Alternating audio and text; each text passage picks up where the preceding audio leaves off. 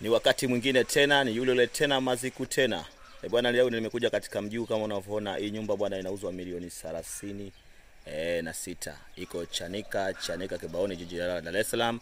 Nyumba ina frame moja kama unavyoiona. Ina uwanja mkubwa sana, iko kwenye mtaa, majirani kama unavyoona. Umeona bwana. Hii nyumba iko Chanika Kibaoni, jiji la Dar es Salaam. Ni nyumba ya vyumba vitatu, sitting room, dining room, jiko, master store, public toilet. Kama unavyoona uwanja wake ni square mita 400, kiwanja kina ukubwa 20x20. Pia kama unavyoona hapa kuna banda ambalo banda hili la kuku. Umeona bwana. Ingia ndani kama unavyoona. Haya ni mazingira ya sebreni. Umeona bwana. Ni mazingira ya sebreni. Hapa tunaingia kama unavyoona, hii ni dining, hii ni jiko.